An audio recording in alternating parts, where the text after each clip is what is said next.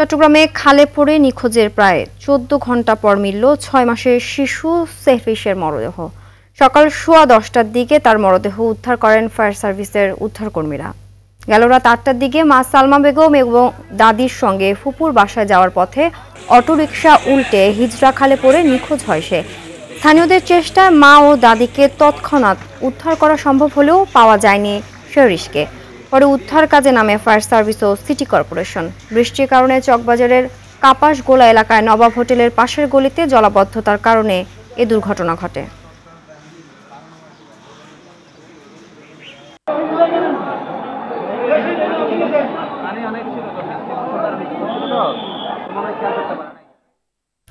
এ বিষয়ে আরো জানাতে চট্টগ্রাম থেকে সরাসরি যোগ দিচ্ছেন সহকর্মী সাইফুল মাহমুদ। সাইফুল, শিশুটির মরদেহ উদ্ধার পরবর্তী পরিস্থিতি আমাদের জানাবেন। কোনো আইনি পদক্ষেপ নেওয়া হয়েছে কিনা? জি সিনথিয়া, আসলে যেমনটি বলেছেন, আমি কিন্তু এই মুহূর্তে দাঁড়িয়ে আছি শিশুটির দাদার বাড়িতে এবং এখানে কিন্তু একটা শোষণ নীরবতা অবস্থা বিরাজ করছে। একটু বলে রাখি, শিশুটি গতকাল রাত 8:30টার সময় আসলে ফুফুর বাড়িতে যাওয়ার সময় খালে পড়ে। সেই থেকেই কিন্তু ফায়ার সার্ভিস, নৌবাহিনীর কর্মীরা কিন্তু রাতভর অভিযান পরিচালনা করে। অভিযানের এক পর্যায়ে কিন্তু তারা কিন্তু হতাশা হয়েছেন। পরে যেখানে শিশুটি পরে সেখান থেকে 5 কিলোমিটার দূরে, তার মানে শিশুটির বাসার কাছাকাছিতে চাকতাই খালের মুখে শিশুটিকে দেখতে পাই একজন পথচারী, মিজান নামে এক পথচারী। সে প্রথমে মনে করছিল সেটি একটি পুতুল।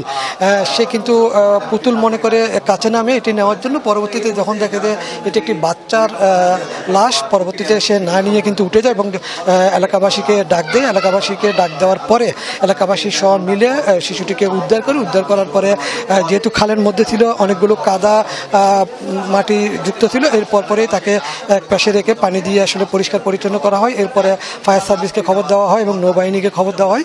পরবর্তীতে সিটি কর্পোরেশনের পরিচ্ছন্ন কর্মীরাও আসে এবং এরপরে এসে তারা জানতে পারে যে এটি হচ্ছে যে গতকাল যে শিশুটি সে পরে গিয়েছিল তারই লাশ। এবং যেখান থেকে লাশটি পাওয়া গেছে তার বাসা থেকে তার দূরত্ব কিন্তু 0.5 কিলোমিটার এবং যেখান থেকে পড়েছে সেখান থেকে 5 কিলোমিটার দূরত্বে। তবে আরেকটা বিষয় জানিয়ে রাখি, গত 4 বছরে চট্টগ্রামে কিন্তু 12 জন নালায় পরে মারা গেছেন। তার ভিতরে 10 জনের লাশ উদ্ধার করতে পারলো, 2 জন কিন্তু এখনো পর্যন্ত নিখোঁজ রয়েছেন। সেই 2 জনকে কিন্তু এখনো পর্যন্ত উদ্ধার করতে পারেনি।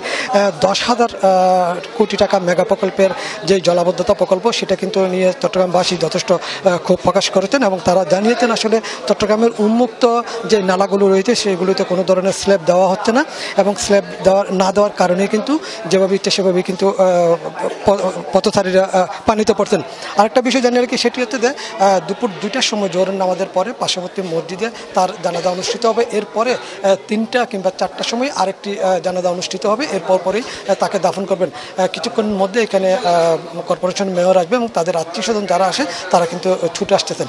এই ছিল মরদেহ উদ্ধারের সর্বশেষ তথ্য আমার কাছে। ধন্যবাদ।